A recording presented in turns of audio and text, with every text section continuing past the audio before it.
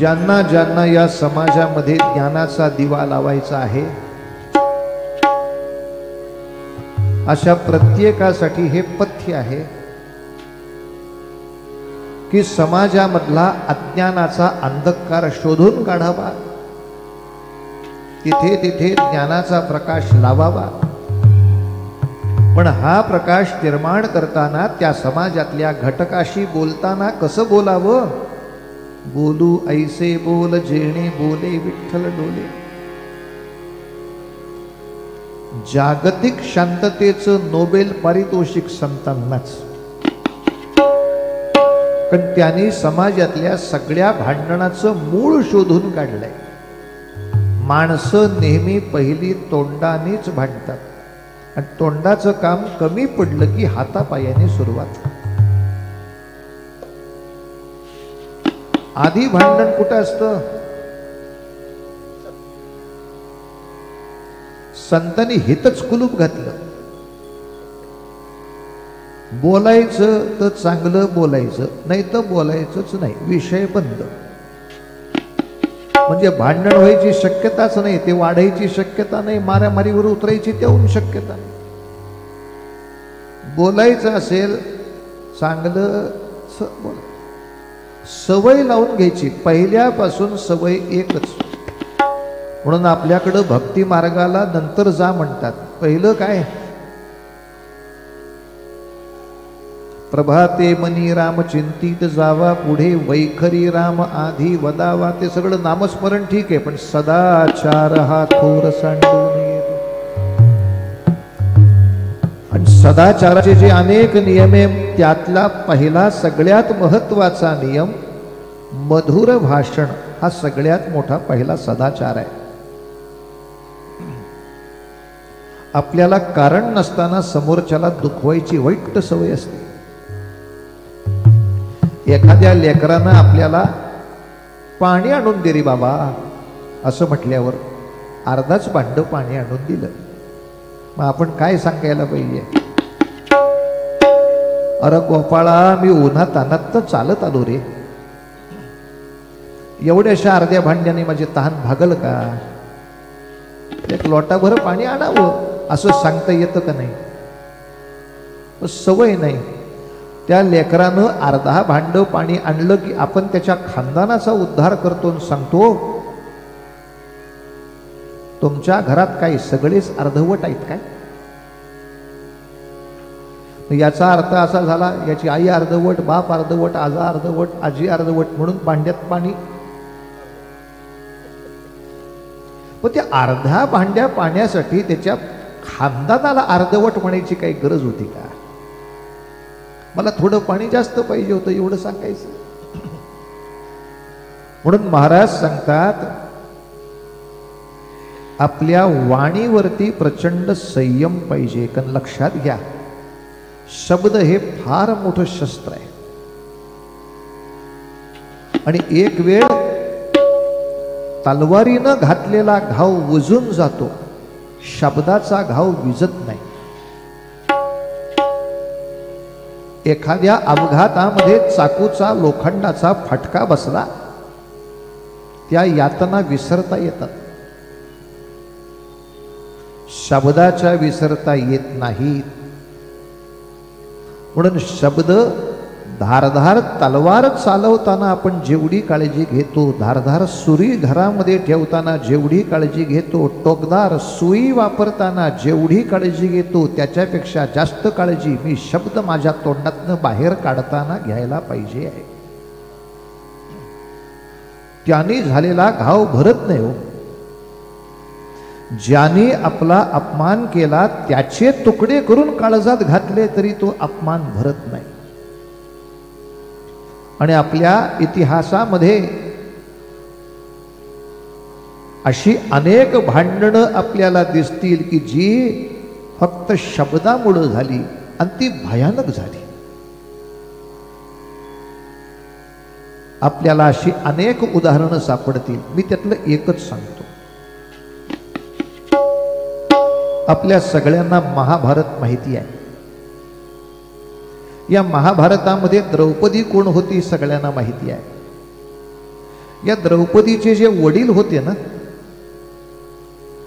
हे एका नगरीचे राजे होते आणि या द्रौपदीच्या वडिलांचं नाव होतं राजा द्रुपद.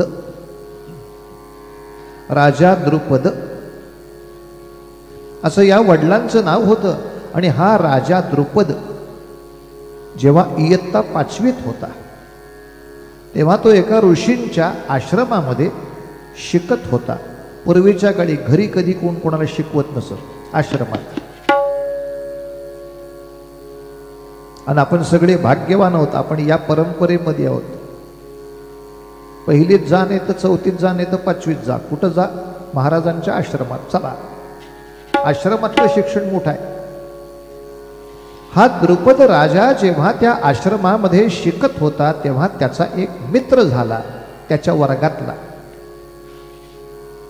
त्याचं नाव होतं द्रोणाचार्य. द्रोणाचार्य आणि राजा द्रुपद एकमेकाचे घट्ट मित्र, लंगोटी यार, जाम दोस्ती. जेव्हा त्यांचं शिक्षण पुरं झालं तेव्हा द्रुपद राजा म्हटला, का रे द्रोणा, तू आता घरी जाऊन काय करणार? द्रोणाचार्य म्हणले, माझ्या वडिलांचं पण एक आश्रम आहे, पण आपल्या पोराला आपल्या आश्रमात शिकवायचा नाही हा नियम आहे, म्हणून मला इकडं पाठवला. कारण आपल्या मुलाला आपल्याच आश्रमात शिकवला की लाड होतात आणि बिघडतं कार्ट, म्हणून मला इकडं पाठवलंय. पण मी आता जाऊन आश्रमाची कामं हाती घेणार.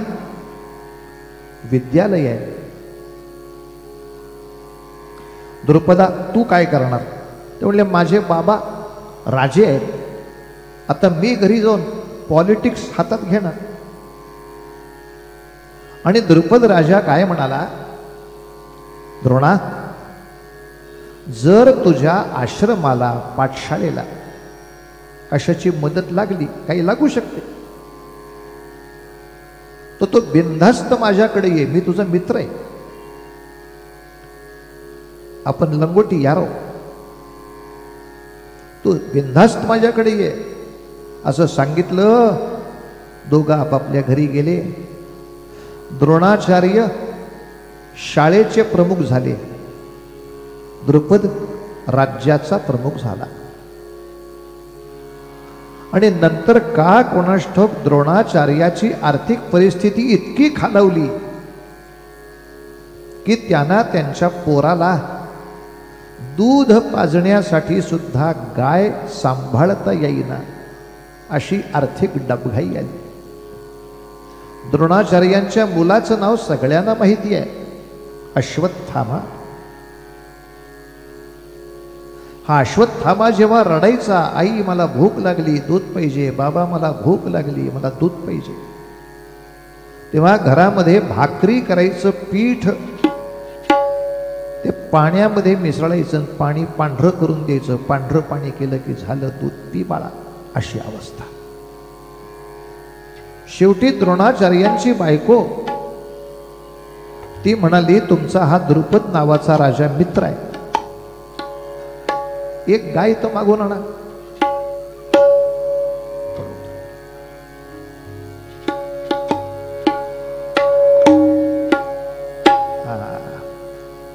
असं हे का लावतात माहिती का तुम्हाला? हे आपल्या संसाराचं प्रतीक आहे. ती पेटी आणि तो तबला, ही आई आणि ह्यो बाप, या दोघाचा आवाज एका सुरात असेल तर पोराचं काम होतंय. हे दोघं वेगवेगळ्या आवाजात बोंबलायला लागले की मधल्या कार्ट्यानं कोणाला चिपटावं, ह्याला काय ह्याला. निराधार होतो म्हणून सारखा ठोकाठोकी करायला लागते. तुमच्या दोघाचा आवाज एक ठेवा म्हणजे माझा आवाज जुळणार. काही वेळेला पोरांना कळत नाही, मध्ये मध्ये सारखी ठाक ठूक काय करता येईल, पण पर्याय नाही. संसारामधली ती असते ती फारशी बिघडत नाही, याला सारखा ठोकावा लागतो. बाबा रे सुरात्रा सांगत काय होतो, द्रोणाचार्यांची बायको म्हणाली, एक गाय तरी मागा. आणि द्रोणाचार्य गेले द्रुपद राजाच्या राजमहालात. आता ऐका, जर द्रुपद राजाला गाय द्यायची नसेल तर सोप्या शब्दात सांगता येतं का नाही, बाबा तो मागायला आला खरा, पण आत्ताच बजेट आलेला आहे आणि आत्ता एवढ्यात मला तो काही विचार करता येणार नाहीये. काही कालांतराने मी विचार करीन, तुझ्याकडं निरोप पाठवतो. पण चांगला माझा मित्र आलास, आठवण ठेवून बरं वाटलं. सरबत घेतोस का, बोलता येतंय का नाही. पण काय चुकलं महाभारताच्या वेळेला, मुळात आल्यानंतर राजानं ऋषीला ओळखच दाखवली नाही. त्याने जेव्हा काही मागायचा प्रयत्न केला तेव्हा पटकन राजाच्या तोंडातनं केलं, काय भीक मागायची असेल ती पटकन माग. शब्दाचा घाव. अरे तुझा दोस्त आलाय भीक मागायला, तू म्हटला होतास मदत केव्हा लागली तर. एखाद्याला मदत मागणं म्हणजे भीक मागणं नाही ना. पण तोंडातनं शब्द गेला हो चुकीचा. काय भिक्षा मागायची ती पटकन माग म्हणला. दोस्त वगैरे काय नाही. आणि राजासारखा राजा माणूस तुझ्यासारख्या गरीबाचा कुठं भिकाऱ्याचा दोस्त असतो काय असा. कशाला बोलता नको ती. भलते शब्द मुखात न गेले.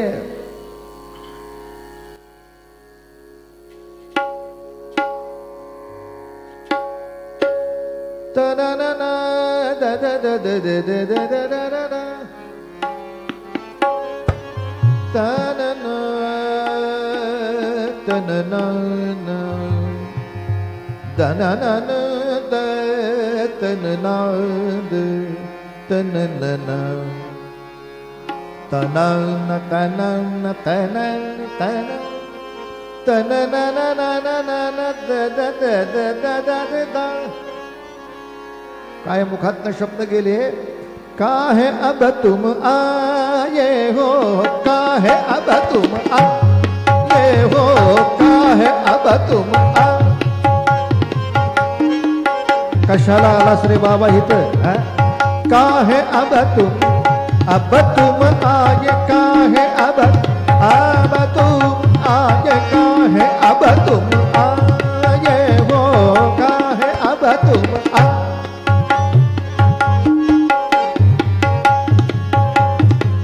मोरे द्वारे, मोरे द्वारे मांगो भिक्षा जो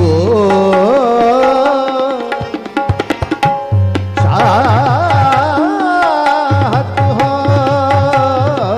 काहे अब तुम आये हो, काहे अब तुम, काहे अब तुम आए, काहे अब तुम आए हो.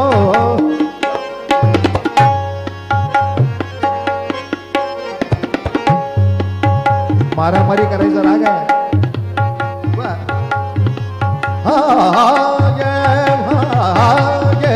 काहे अब तुम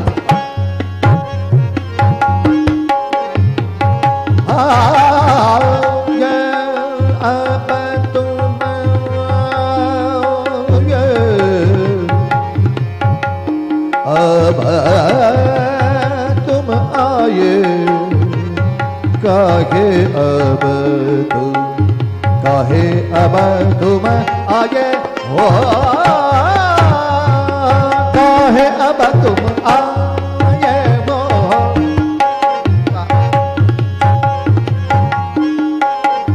मैं काय तुझा दोस्त है काय. क्या कहते हो मित्र तुम्हारे, क्या कहते हो मित्र तुम्हारा. मैं द्रुपति हूँ तू बेचारा, मैं द्रुपति हूँ तू बेचारा. भिक्षा मांगो चाहत हो, काहे अब तुम आए हो,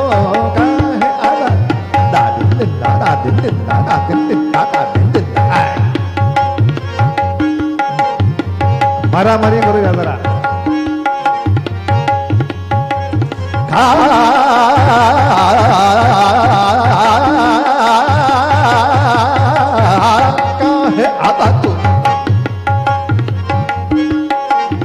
लोकांना वाटतंय बोला थंडी बसती काय. गुडगुड गुडगुड.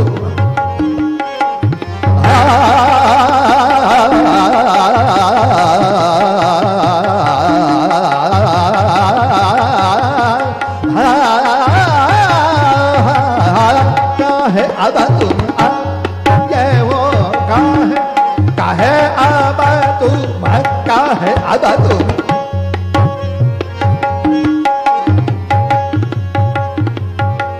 भिक्षा मांगो जो चाहते हो काहे आबा तुम आबा तुम आबा.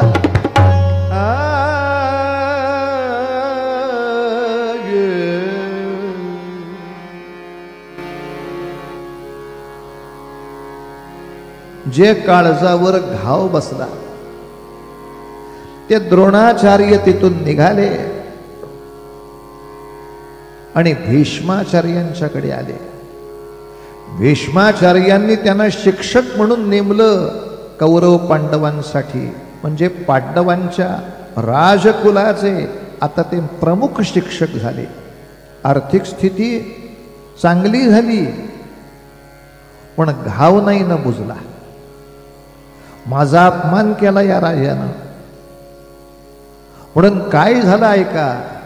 जेव्हा कौरवांचं पांडवांचं शिक्षण पूर्ण झालं या सगळ्या मुलांनी विचारलं गुरुजी तुम्हाला गुरुदक्षिणा काय देऊ. तेव्हा द्रोणाचार्यांनी सांगितलं मला दुसरी कुठली गुरुदक्षिणा नको. तुम्ही सगळ्यांनी स्वारी करा आक्रमण करा आणि द्रुपद राजाचा पराभव करून त्याला बंदिवान करून माझ्या समोर आणा. स्वतः लय मोठा राजा या तोऱ्यात माझा अपमान केला पण माझे शिष्य तुला साखळदंडाने बांधून आणू शकतात हे मला त्याला दाखवायचं आहे. ज्या पैशाच्या गर्वामध्ये अपमान केलास तो पैसा काय किमतीचा. माझी 100 पोरं उभी राहिली तर भिकारी होशील का ते मला दाखवायचं आहे. झालं पांडवाने स्वारी केली द्रुपद राजाला बंदी केला द्रुपद राजाला बंदिवान करून आणला. आता पुढं कसं चुकतं बघा. तो वाईट बोलला म्हणून त्रास झाला का नाही. मग आपण वाईट नाही ना बोलू.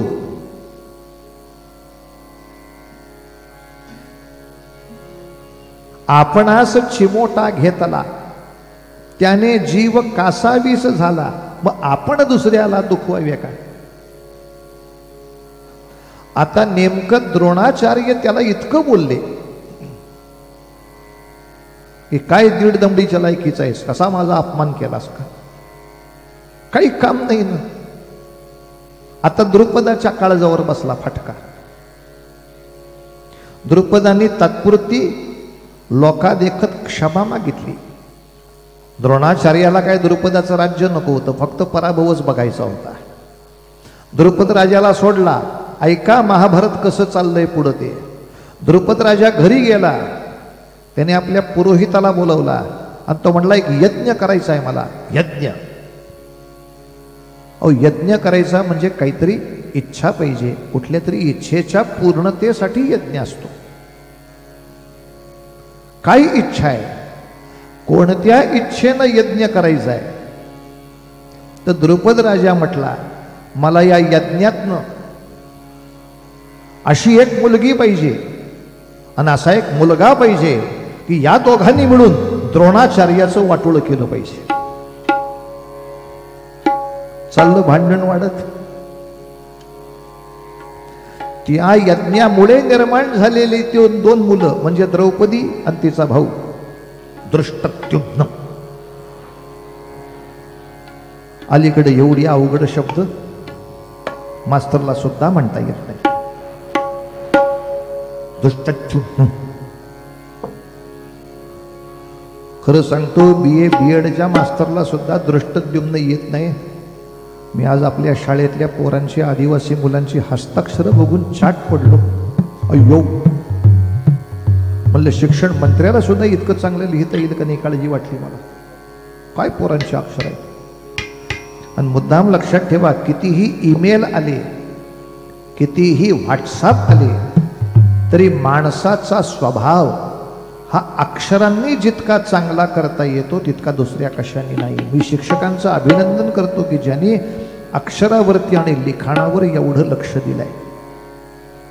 आणि आपल्या पालकांनी सुद्धा जरूर द्या, दिवसाला 10 वाक्य का होईना हाताने लिहिली गेली पाहिजे.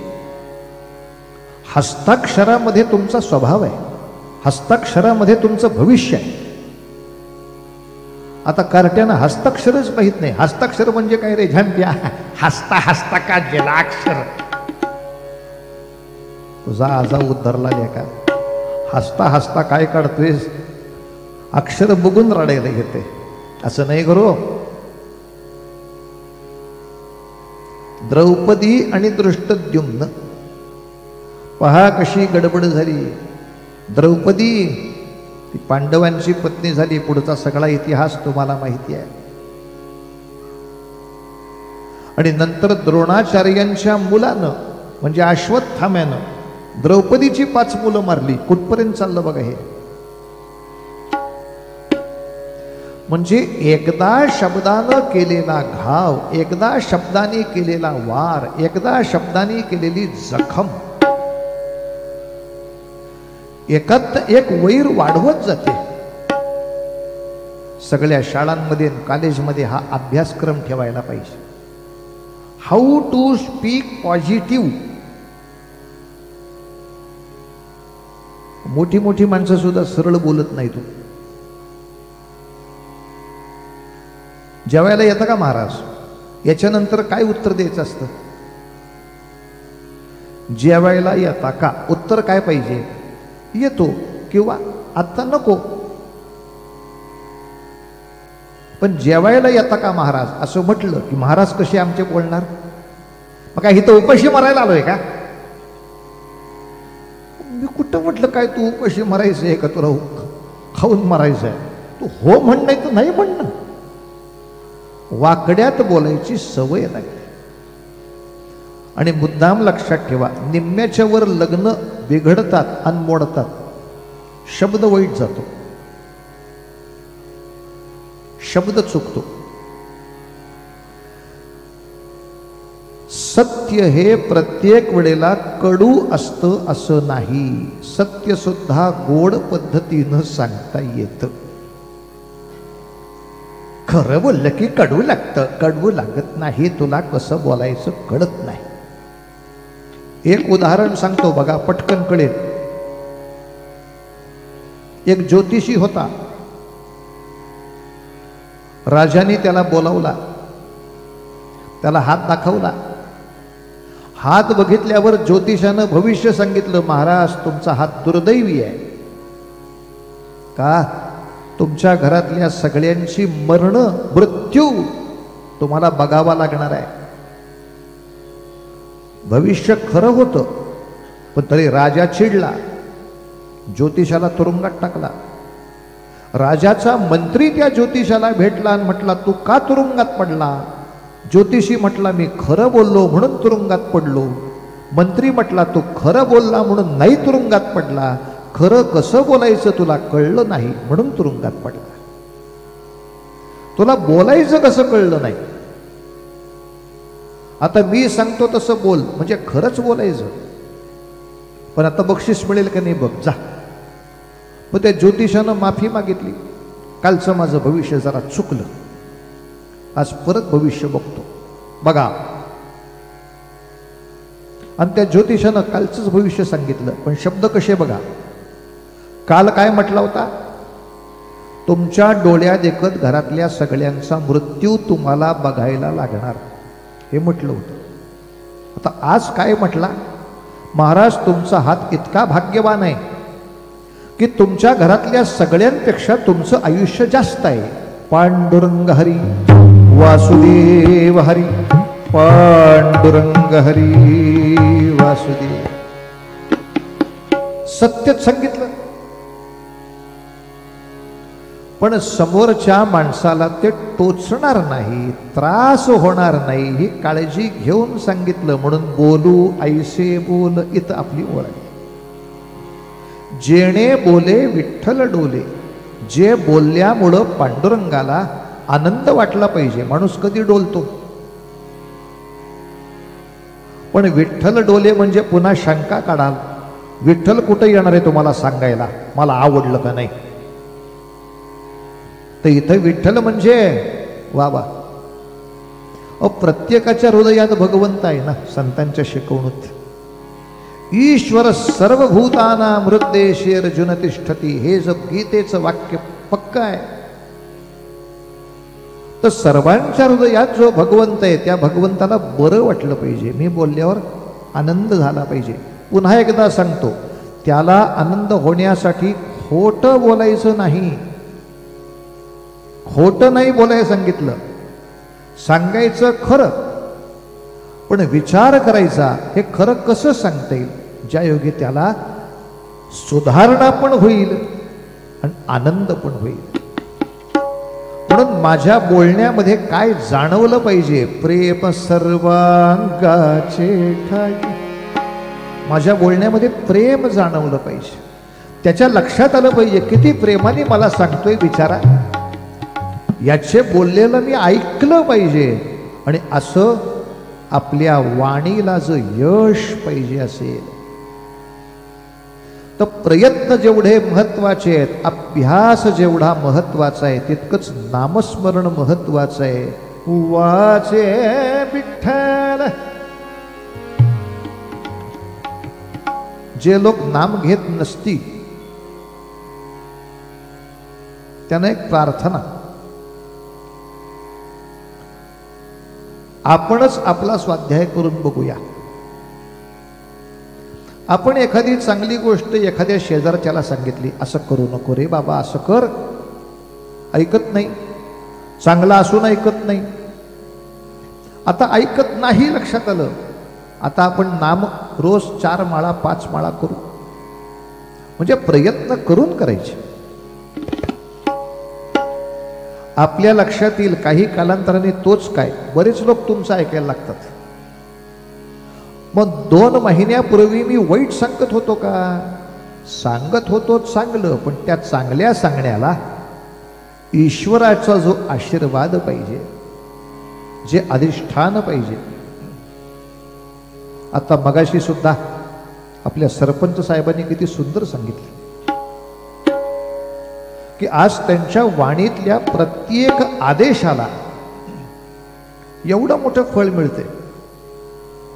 आणि याचं कारण सांगताना त्यांनी प्रामाणिकपणे सांगितलं का नाही की कुळामध्ये कित्येक पिढ्या वारकऱ्याची गळ्यात माळ आहे हो, घरामध्ये नामाचा संस्कार आहे, आध्यात्मिक अधिष्ठान आहे. हा, फक्त आध्यात्मिक अधिष्ठान आहे म्हटल्यावर पुढे प्रयत्नच करणार नाही असं होत नाही.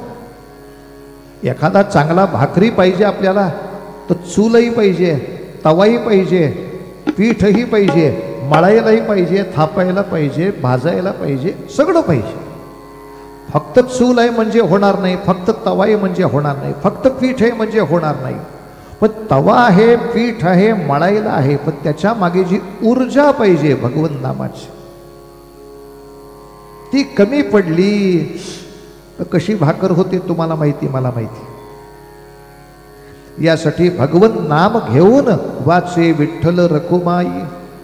आणि नामदेव महाराजांचं एक अतिशय प्रत्येकाला मनापासून सांगणं आहे, बाबा रे नाचू कीर्तनाचे रंगी. आपण सगळेजण कीर्तन करू.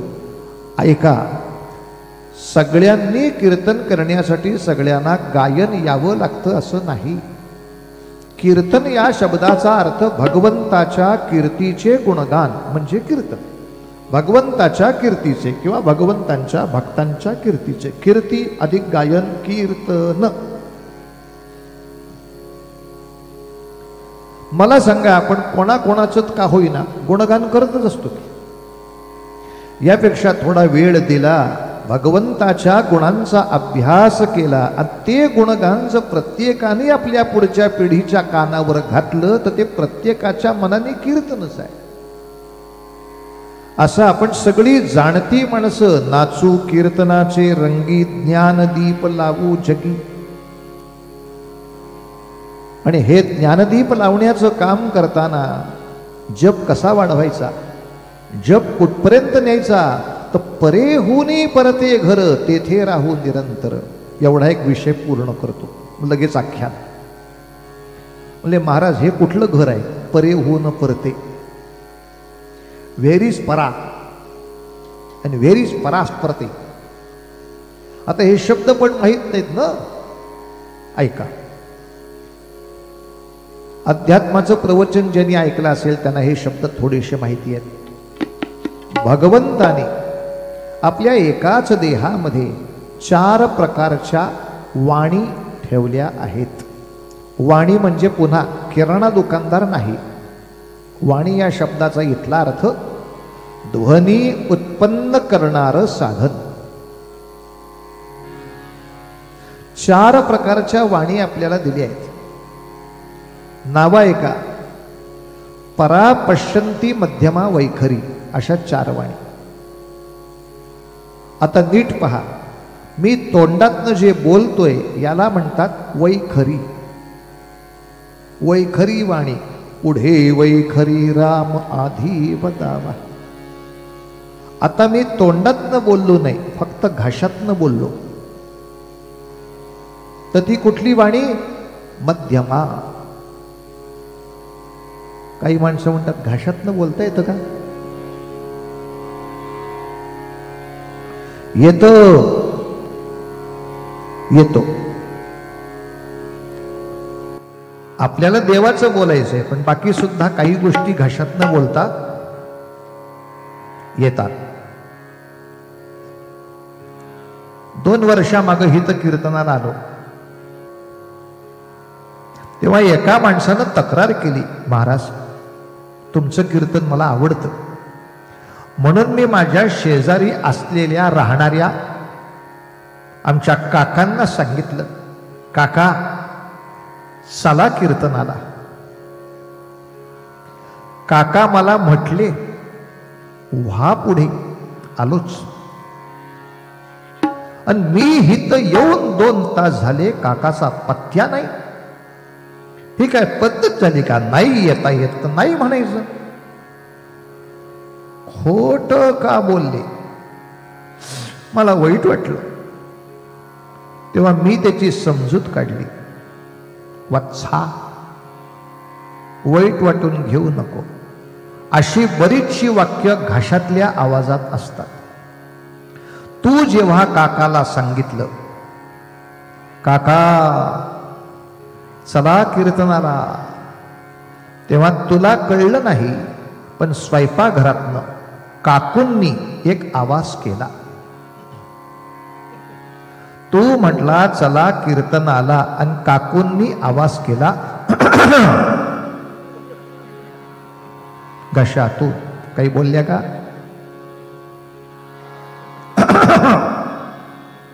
असा आवाज काकूंनी केला. अशा आवाजाला म्हणतात शब्दे वीण संवादू आणि तुझे वीण अनुवादू. त्यांच्या दोघांना काय कळायचं ते कळलं. काका तुला म्हणाले व्हा पुढं, काकूला म्हणाले आलोच. काय कळलं? तू का स्वतःला लावून घेतो? काका मला म्हटले आलोच. कोणी सांगितलं? घशातनं बोलता येतं का? येतं. ही माणी कुठली? मध्यमा. हृदयातनं बोलता येतं का? येतं. मेरे दिल की धडकन, अनुभव आहे ना. हृदयातनं जेव्हा भगवंताशी अनुसंधान ठेवलं जातं तेव्हा ती जी वाणी असते, ते जे स्पंदन असतं, त्याला म्हणतात पश्यंती नावाची वाणी. इथपर्यंत आपला अनुभव आहे. याच्या पुढचा आपल्याला अनुभव नाही. पण ती गोष्ट आपल्या शरीरामध्ये आहे आणि ती म्हणजे आणखीन एक स्पंदन निर्माण करायची शक्ती आपल्या नाभीमध्ये आहे, बेंबीमध्ये आहे. जप मुखातनं झाला तर एका पातळीचा, तो घशातून अखंड झाला आणखीन वरच्या पातळीचा, हृदयाच्या स्पंदनातनं झाला त्याच्याही वरच्या पातळीचा, आणि जर नाभीच्या स्पंदनापर्यंत जप गेला तर परावाणीनं जप केला असा अर्थ तयार होतो. आणि नामदेव महाराजांचा या आध्यात्मिक योगशास्त्रातला अभ्यास किती आहे लक्षात घ्या. ज्या माणसाचा भगवन नामाचा जप परावाणीच्या पलीकडे जातो, परे होनी परते, त्या घरी जेव्हा आपण पोचतो तेव्हा काय होतं, सर्व सत्ता आली हाता. त्या वाणीच्या पलीकडच्या टप्प्यावर पोचलो की या विश्वातल्या जवळजवळ सर्व सत्ता तुमच्या हातात येतात. आणि ही सर्व सत्ता हातामध्ये नामदेव महाराजांच्या आली आहे. आणि हे कोणी मला सत्ता दिली, कोणी मला हे मिळवून दिलं, त्याचं उत्तर महाराज शेवटच्या चरणामध्ये सांगतात, नामयाचा खेचर दाता. माझ्या सद्गुरूंनी मला ही शक्ती दिली. जाऊ दे, परावाणीपर्यंत या जन्मात पोचू का नाही माहीत नाही, पण आधी वैखरीनं रामकृष्ण हरी चालू ठेवलं. तोंडाने मी यांच्याशी बोलत असलो तरी घशातल्या घशात रामकृष्ण हरी चालू ठेवलं. घशाने सुद्धा मला दुसरं काही करायचं असेल, हृदयात रामकृष्ण हरी चालू ठेवलं. हळूहळू उतरल ना खाली. अभ्यास असा आहे, आपल्याला 10वी होता येत नाही म्हणून 5वीत जायचं नाही का. अभ्यास चालू करून घेऊ ना, 5वी करू, 6वी करू, आपोआप कॅपॅसिटी वाढते, जाणार. आणि असं परे होऊन परते घर, तेथे राहू निरंतर. तिथं जर पोचलो तर सगळी सत्ता हाती येते. मात्र नाम मुखानं घे, दुसऱ्याशी बोलताना कंठामध्ये स्पंदन देवाचं राहू दे. तेही नाही जमत, हृदयातून स्पंदन देवाचं राहू दे. पण हे सगळं करताना पथ्य एकच, कोणालाही दुखवेल असं बोलायचं नाही. पथ्य पाळल्याशिवाय औषधाचा उपयोग नाही.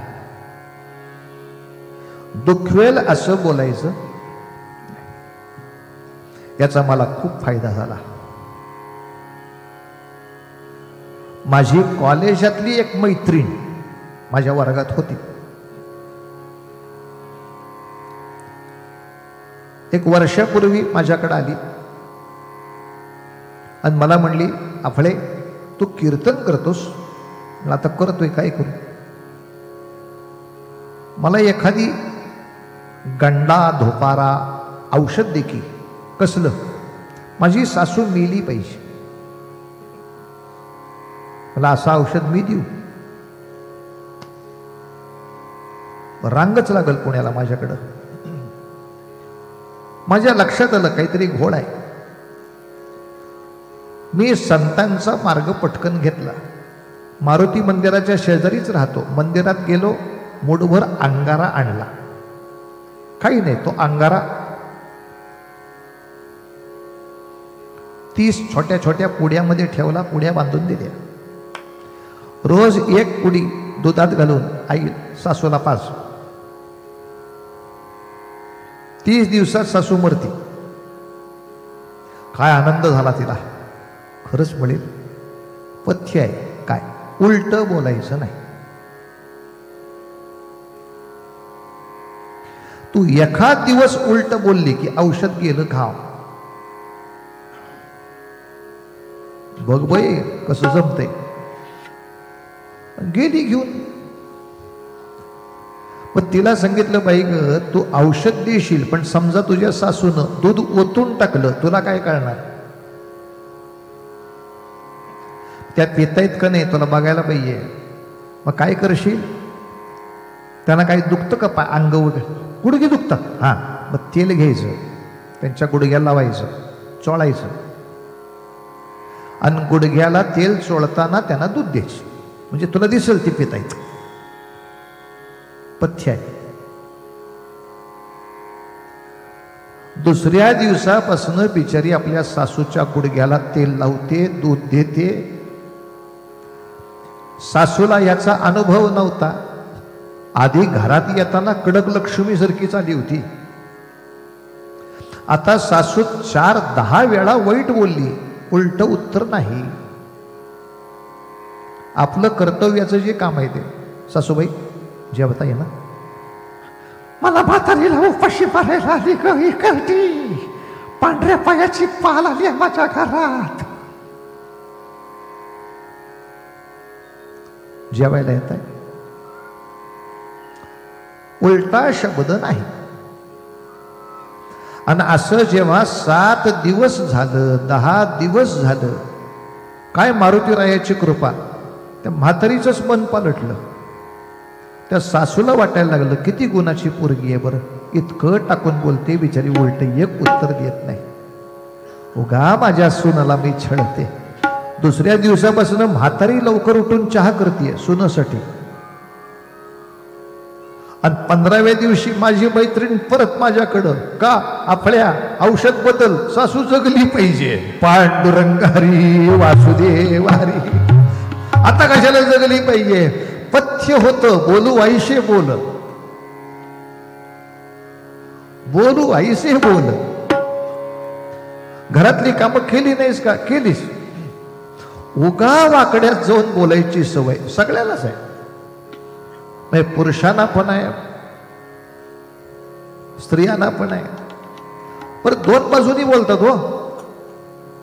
एका आजीला म्हणलं कशी काय मुलगी अहो लय भाग्याची आहे माझी लेक लय भाग्याची. काय सांगता भाग असा सोन्यासारखा जावई मिळालाय.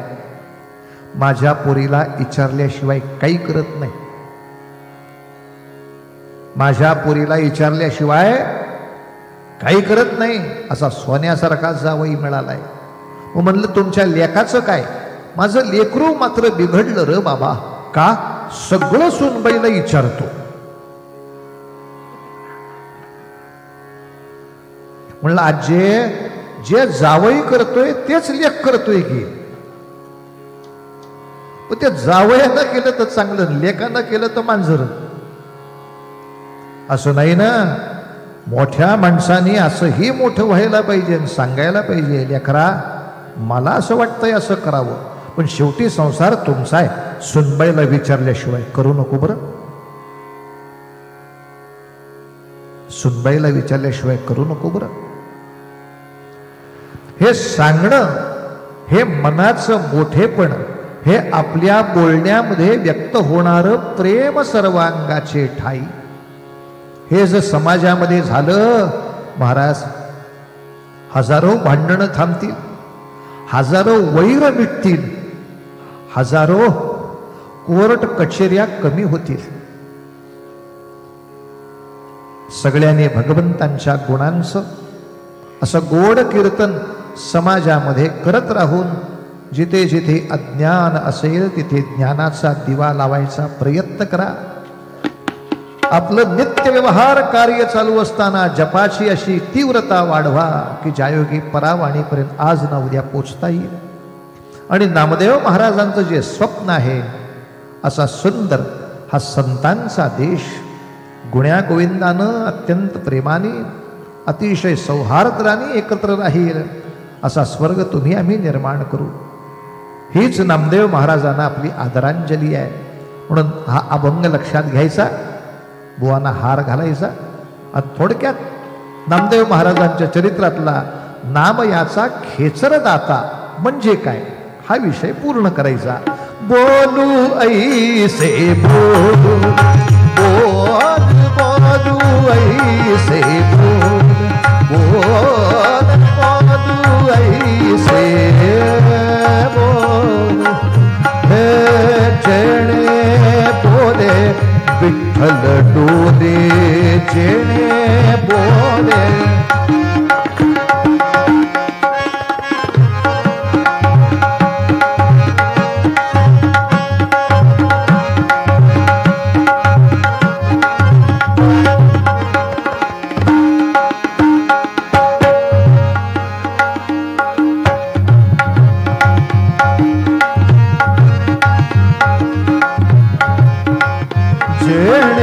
बोले विठ्ठल बोले.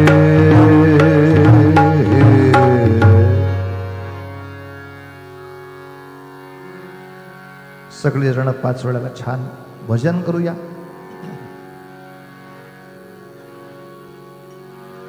मनाचं स्वास्थ्य राखायचं असेल तर इच्छा असो नसो भजन करावं. मनाचं आरोग्य चांगलं राहतं. रघुपती राघव राजा राम पतित पावन सीताराम.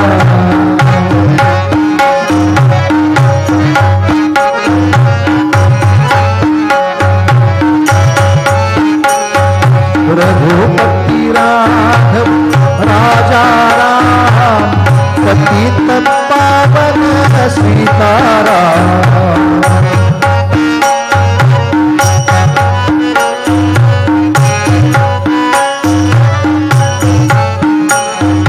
रघुपति राघव राजा राम पतित पावन सीताराम.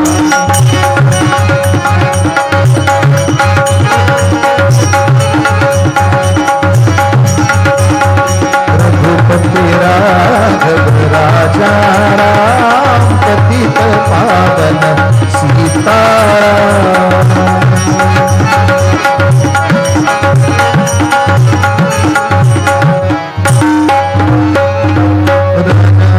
राज रामचंद्र महाराज की जय.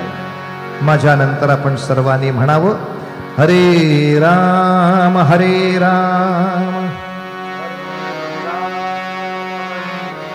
राम राम हरे हरे,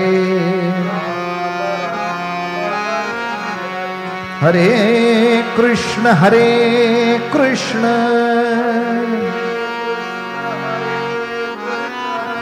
कृष्ण कृष्ण हरे हरे. जय जयकार एकत्र करूया. गोपाल कृष्ण भगवान की जय.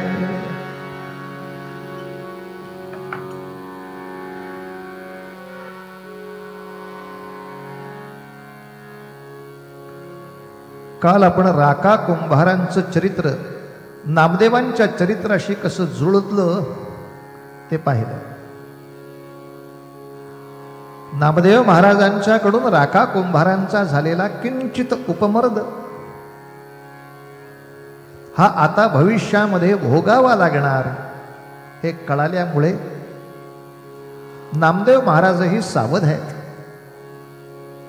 आणि त्यांच्या हरिकीर्तनामुळे जी कीर्ती पसरली आहे, या कीर्तीचा उपयोग असा केलाय महाराजांनी की पंढरपुराच्या आसपासच्या गावागावात जावं, तिथल्या मोठमोठ्या सज्जन सत्पुरुषांच्या भेटी घ्याव्यात आणि आषाढीच्या निमित्तानं किंवा कार्तिकीच्या निमित्तानं किंवा कुठल्या तरी एकादशीच्या निमित्तानं या सर्वांची पंढरपूरला येण्याची एक वहिवाट करावी. कोणी समजा म्हणेल की आम्ही इकडं गणपतीचा उत्सव करतो, करा ना, पण एखाद्या एकादशीला या पांडुरंगाकडं. अशा रीतीनं प्रचंड मोठं संघटन उभं केलंय. नामदेव महाराजांच्या परीक्षेचा प्रसंग आपण सगळे ऐकतो, पण हा झाला कुठं? आळंदीकडं झाला बरं तो. कारण जेव्हा महाराजांना समजलं की ज्ञानेश्वर माऊली नावाचे कोणी महान संत, ज्ञानेश्वर माऊली नामदेवांपेक्षा वयाने लहान आहेत, त्यांच्या आधी नामदेवांचा जन्म आहे. ज्ञानेश्वरांसारखे कोणी एक महान संत की ज्यांना त्या काळातल्या समाजानं छळलं तरी सुद्धा त्या समाजाबद्दल काहीही वाकडं तिकडं वाईट न बोलता, त्याला तसं न दुखावता स्वतःच्या सिद्धीनं इतके मोठे झाले की ज्ञानेश्वरीसारखा ग्रंथ निर्माण झालाय. आणि आता ह्या ज्ञानेश्वरीचं एवढं मोठं कौतुक सगळ्या महाराष्ट्रात झालेले, अतिशय श्रेष्ठ पदवीला प्राप्त असलेले असे ज्ञानोबा आपल्या भावंडांच्या बरोबर आळंदीला परत आले आहेत. निवृत्तीनाथ आलेत, ज्ञाननाथ आलेत, सोपानबा मुक्ता आली आहे, यांनाही भेटूया. म्हणून भेटीसाठी महाराज तिथे आले. सगळ्यांनी एकमेकांना नमस्कार केले, पण नामदेवांनी उलटा नमस्कार केला नाही. म्हणून मुक्ताबाईंना वाईट वाटलं की अरे असं का बरं करावं. आपल्या संप्रदायामध्ये एक एका लागतील पाहिजे, सगळ्यांनी एकमेकांना नमस्कार केला पाहिजे. मी ह्यांना नमस्कार करते, हे परत नमस्कार करत नाहीत, असं का बरं व्हावं. लक्षात आलं थोडी गडबड आहे. तेव्हा तसा प्रसंग झाला की ज्ञानोबांची कीर्ती ऐकून सगळेच तिथे आले होते. गोरा कुंभारही आले होते, सौतुक आले होते, सगळेच जण त्यांच्या दर्शनाला एकत्र आलेले. आणि तिथे सहज विषय असा झाला की ज्ञानोबा तुम्ही आळंदीत मोठे आणि आम्ही पंढरपुरात मोठे, असे आपापल्या गावापुरते आपण मोठे झाल्याने सगळा महाराष्ट्र कसा मोठा होणार.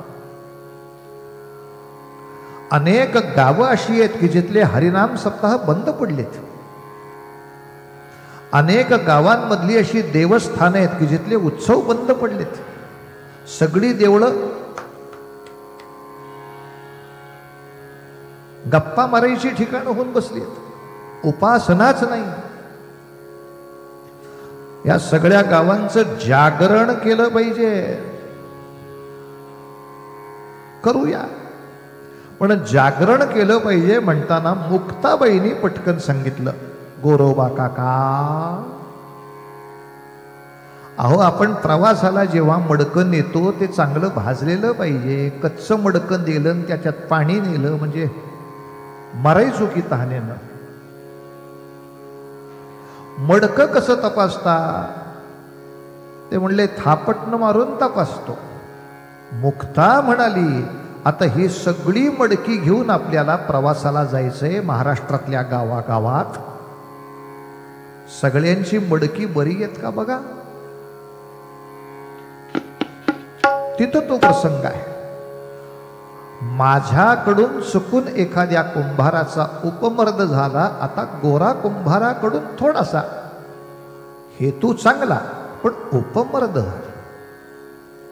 सगळ्या संत मंडळीमध्ये बसलेली असताना एकेकाच्या डोक्यावर थापटणं मारावं आणि नामदेवांपाशी आल्यावर नामदेवांनी चिडावं. माझी परीक्षा घेणारे तुम्ही कोण. आणि सगळ्यांनी एका हाकेत सांगावं, कच्चा रे कच्चा. नामदेव महाराजांनी ही तक्रार पांडुरंगाकडे केली आहे, भलत्या सलत्याकडे नाही. हे सगळे मला कच्चा म्हणतात, पांडुरंगा ही काय प्रकार आहे. आणि तेव्हा भगवंतानी काय समजूत घालावी. वा वा, शब्दाची करामत बघा बरं का. सद्गुरु अनुग्रहावीण, शब्दाची करामत बघा. सद्गुरु अनुग्रहावीण हरिला तो कठीण सर्वथा पटणे. थापटणे हा शब्द कसा फोडलाय बघा. सर्वथा पटणे.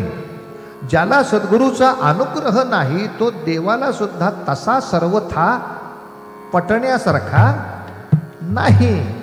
सद्गुरु अनुग्रहाविण हरिला तो कठीण सर्वथा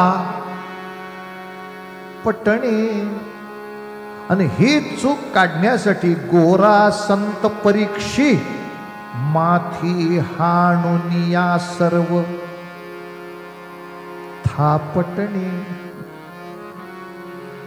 30 अक्षर परत घेतली, आता सर्व थापटणे. अशा शब्दांच्या मजा असतात. काव्याचा आनंद. आणि केवढा मोठा चमत्कार आहे मला सांगा. वैष्णव संप्रदायाचे पांडुरंग, रामकृष्णाचे हे आताचे अवतार पांडुरंग, ते म्हणतात नाम्या तुला उपदेश देणारा औंढ्या नागनाथाच्या देवळात म्हणजे शंकर मंदिराकडे पाठवतात. साक्षात महाविष्णू आपल्या भक्ताला पूर्णत्वासाठी गुरुपदेशासाठी शिवमंदिराकडे पाठवतात. ही मजा बघण्यासारखी आहे. तुका म्हणे असती शिव विष्णू एक, हरिहर एका वेलांटीचा फेर. आमच्याकडे भांडायचं म्हणजे आहा, आम्ही वैष्णव उभे हे आडवे. मी डॉक्टरला सांगितलं, डॉक्टर माझं ऑपरेशन करायचं आहे. हा शैव आहे भस्म लावणारा, आडवेच आहेत, यांना आडवं करून पाहिजे तर करा ऑपरेशन. मी वैष्णव आहे, मी उभाच, असंच ऑपरेशन करा. डॉक्टर म्हणला मी आडवा होईल थोड्या वेळाने. उभे उभे तुझं कुठं ऑपरेशन करू. कुठलं भांडण कुठपर्यंत न्यायचं. गंधापर्यंत ठीक होतं. आता फरशी सुद्धा मी वैष्णव म्हटलं की उभी पुसायची आणि शैवाच्या घरात आडवी पुसायची. मग दात घासायच्या वेळेला काय करायचं. अहो शेवटी आयुर्वेदाच्या नियमाप्रमाणे दात उभेच घासले पाहिजे ना. आडवे अगदी सरफन रीननी जरी घासले उपयोग काय फेस येण्यापलीकडं. नको त्या विषयापर्यंत भांडण. नुसतं शंकर विष्णू एवढंच भांडण नाही, विष्णू विष्णूत सुद्धा भांडण. यांच्याकडं सत्यनारायण म्हणजे कृष्णाचाच, यांच्याकडं सत्यनारायण म्हणजे कृष्णाचाच, या दोघात भांडण. तुमच्याकडे सत्यनारायणाला काय केलाय प्रसाद. म्हणजे आम्ही शिरा केला, इतका छान शिरा केला की त्याचा वास आल्याबरोबर बाहेरच्या माणसाला वाटलं पाहिजे आज शिरा. असा शिरा. पण नुसता रव्याचा शिरा केलात की लगेच हिकडचं माणूस म्हणणार आमच्या कृष्णाला असा प्रसाद नाही आवडत. आता ह्याचा कृष्ण कुठल्या आकाशातनं पडला. आमच्या कृष्णाला नाही आवडत.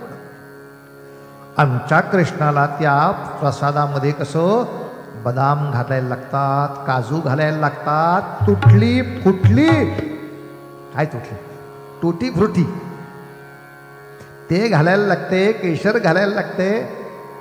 महाराज तुम्ही काजू बदाम घालताय ही तुमची ऐपत आहे, हे काही तुम्हाला कृष्णाने येऊन सांगितलेलं नाही.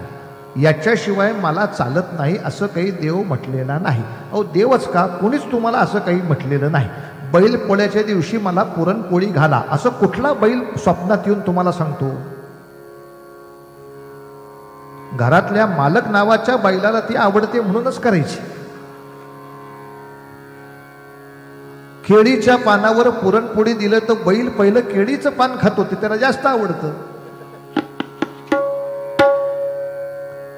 देवाने सांगितलंच नाही आपल्याला हो, पण देवाला काय आवडतंय ते संतांनी सांगितलंय. मग किंवा त्यांचं तरी ऐकाव. तुमचा कृष्ण मोठा का माझा कृष्ण मोठा याच्यावर भांडण. पांडुरंग मोठा का बालाजी मोठा, बालाजी मोठा का रणछोडदास मोठा याच्यावर भांडण. भक्ती राहिली बाजूला, उपासना राहिली बाजूला, भांडण जास्त. हे भांडण मिटवायचं काम समाजात संतांचं फार मोठं आहे. बाबा रे भक्ती कितीही असली आणि भांडण असलं पथ्यच नाही हो, काय औषधाचा उपयोग आहे. औंढ्या नागनाथाच्या देवळामध्ये जेव्हा नामदेव महाराज गेले तेव्हा काय भयानक दृश्य. शिवपिंडीवर पाय ठेवून म्हातारा झोपलेला. काही माणसं आम्हाला तो सुद्धा उपमा देतात. अहो, पायात जोडे घालून ते शिवपिंडीवर पाय ठेवून झोपले होते. आता नामदेवाचे गुरुज असे झोपू शकतात, तर चप्पल घालून देवळात जायला हरकत काय? त्याला म्हणलं असे रोज नव्हते झोपत. त्या दिवशी साक्षात्कार अनुग्रह करायचा होता, तेवढेच झोपत होते. आणि त्याने जोडे घालून तिथं गेलं तरी चालतं, पण त्यांची ताकद अशी आहे की नंतर विसोबांचे पाय जिथं जिथे ठेवले तिथं शिवपिंडी निर्माण झाली आहे. ही शक्ती ज्याची आहे त्याच्या लीलेशी तुझा काय संबंध रे? पण लग्नाचा सूट घालून आला की बूट काढतच नाही देवाला घेताना. मला सासऱ्यानं दिलाय सूट या शब्दाचा अर्थ हाच आहे बरं का. अंगावरच्या प्रत्येक गोष्टीमध्ये ट असला की तो सूट. हो, पायाला बू ट, वर पॅन्ट ट, त्याला बेल्ट ट, त्याच्यावर शर्ट ट, त्याच्यावर जाकी ट, त्याच्यात पाकी ट, त्याच्यात नो ट. ती सासऱ्याने दिलेली परत.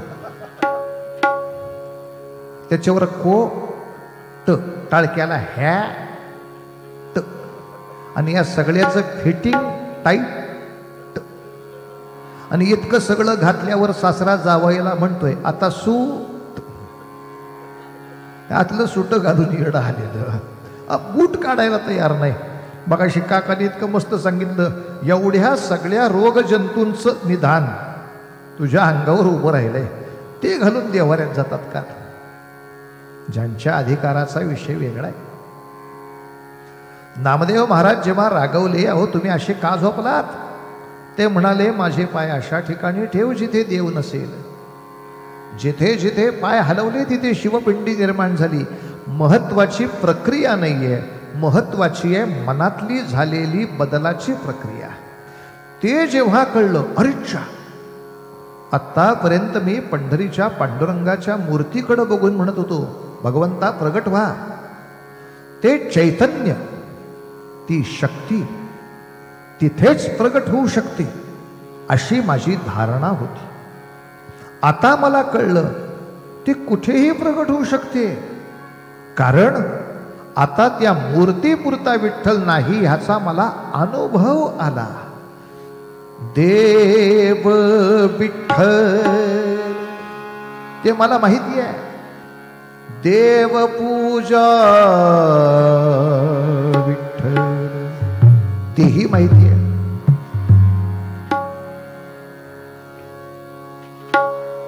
पण आज अनुभव काय बाबा,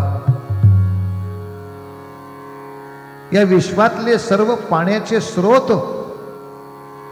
विठ्ठल रूप आहेत आणि सर्व जमीन ही विठ्ठल स्वरूप आहे.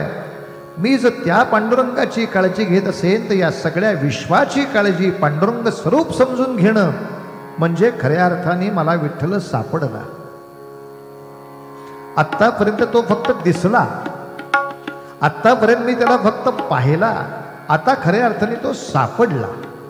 आणि म्हणून नामदेवांचे त्या सिद्ध स्थितीमधले ते बोल आहेत, तीर्थ विठ्ठल क्षेत्र विठ्ठल, तीर्थ विठ्ठल क्षेत्र विठ्ठल, तीर्थ विठ्ठल.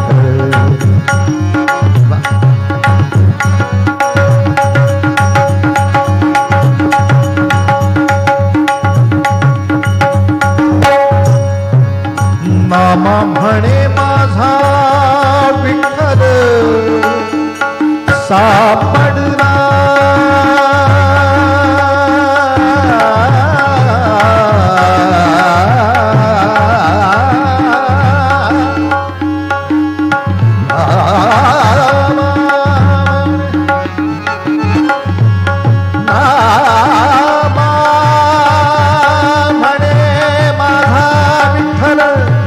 कुठे सापडला? शिवमंदिरात. ते चैतन्य कुठे प्रगट दिसलं? हा सापडला, सापडला अन म्हणून कलिकाळ म्हणून कलिकाळ कलिकाळ कलिकाळ कलिकाळ कलिकाळ म्हणून कलिकाळ पड नाही पड नाही पड नाही तीर्थ क्षेत्र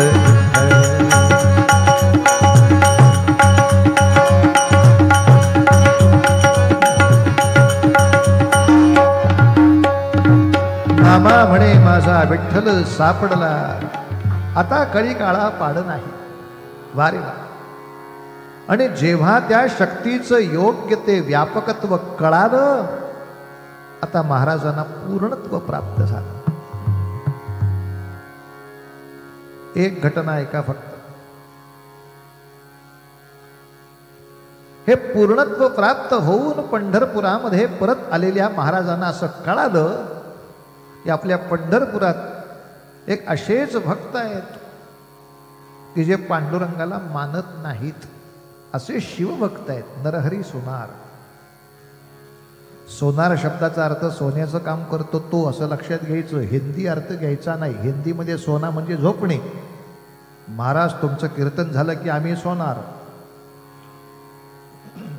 त्यातला सोनार नव्हे.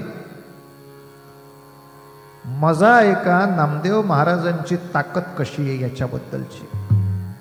एक सावकार पंढरपुरामध्ये आला आणि तो सांगतोय मी पांडुरंगाला नवस केला होता, त्याला सोन्याचा करगोटा करीत म्हणून.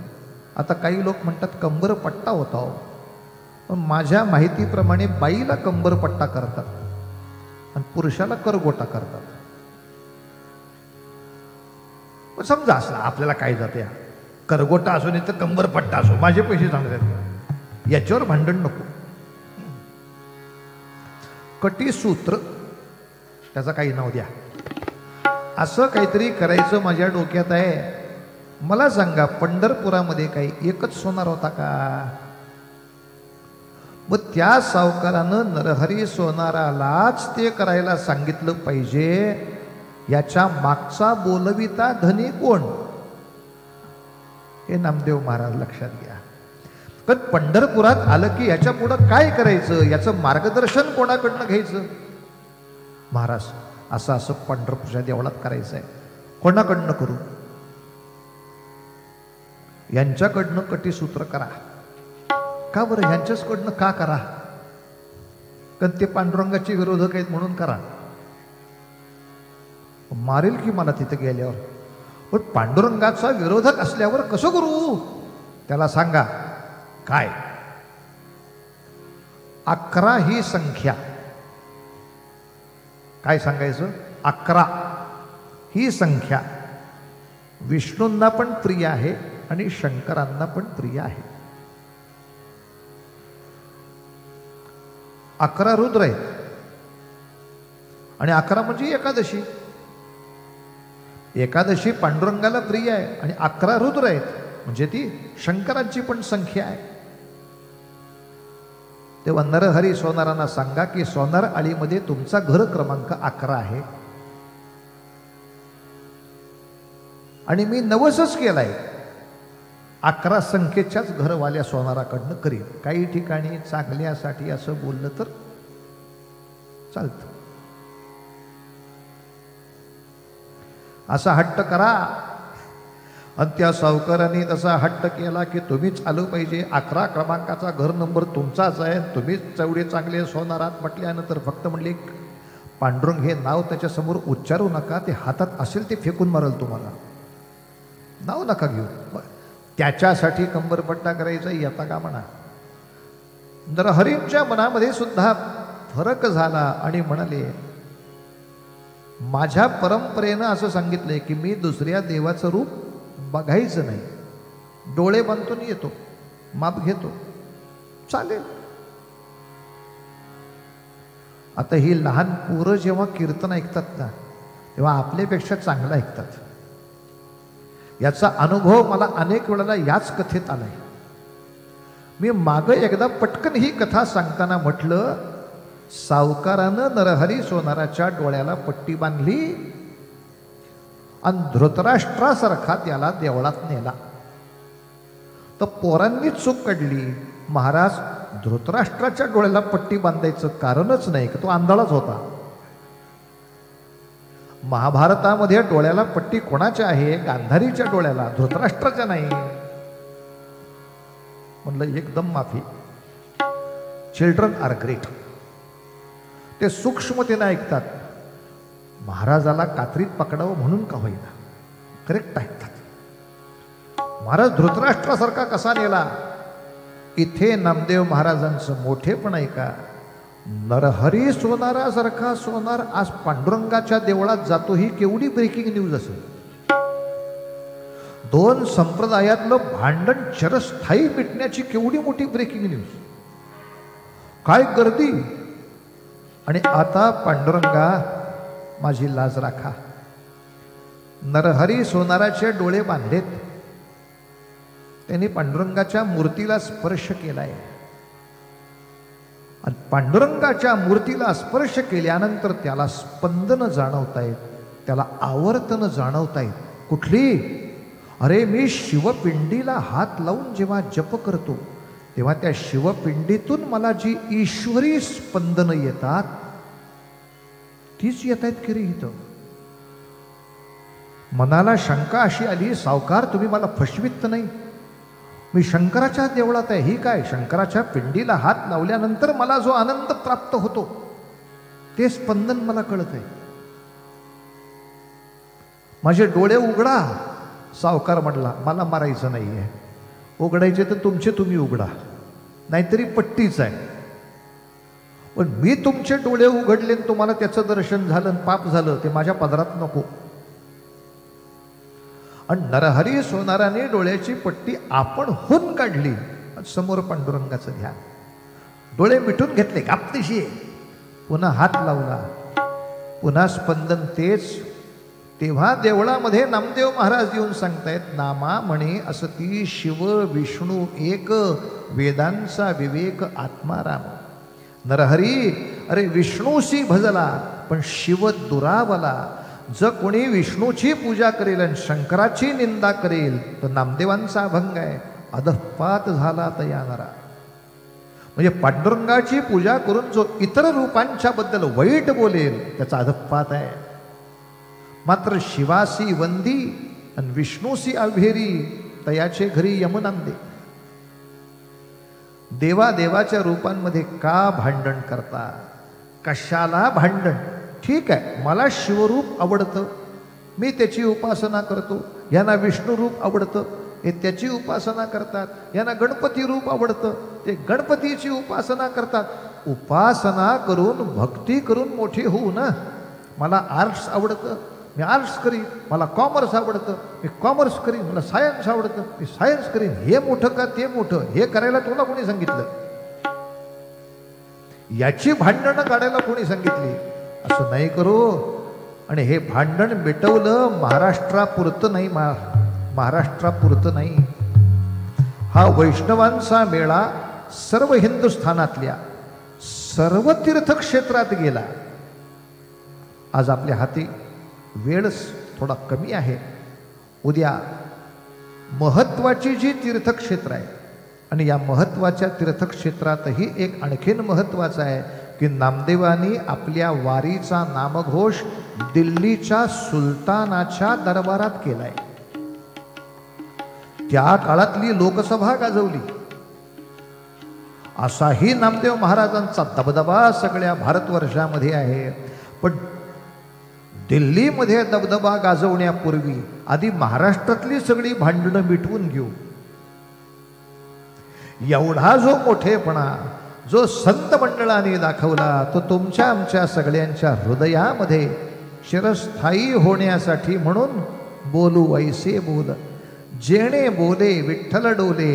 आपण सर्वांनी असं बोलायला सुरुवात करूया, जप करायला सुरुवात करूया, ते संकल्प करायला सुरुवात करूया. आणि असे मोठे सद्भक्तांच्या विजयाचे संकल्प पूर्णतेमध्ये आणण्यासाठी कष्ट करायला सिद्ध राहू महाराज. एवढाच आजच्या कीर्तनापुरता विषय घ्यायचा. नाम याचा खेचर दाता. तिथे हात लावल्यानंतर पांडुरंगाच्या मूर्तीतून शंकरांच्या पिंडीतून येतात तशी स्पंदनं नरहरी सोनारांना पोचवा असं त्या चैतन्याला सांगते कोण? नामदेवांनी सांगावं आणि त्या चैतन्याने ऐकावं. का? सर्व सत्ता आली हाता. आता कोणत्या मूर्तीकडून काय स्पंदन तुम्हाला मिळेल ही सुद्धा सत्ता त्यांच्या हातात आहे. असे नामदेव महाराज जे सिद्ध झाले त्याने जो भारतवर्षाचा विजय यात्रा करून एक महाविजय संपादन केला तो सगळा कथाभाग उद्याच्या चरित्रामध्ये महाराज ऐकूया. उद्या एक छोटासा त्यांचा नेहमीचा अकल्पायुष्य व्हावे तया कोळा या अभंगावर चिंतन करू आणि उद्याच्या कीर्तनाला आपल्या या ठिकाणी आपण सादर करू. आत्ता फक्त भैरवी म्हणून थांबूया. बोलू ऐसे बोल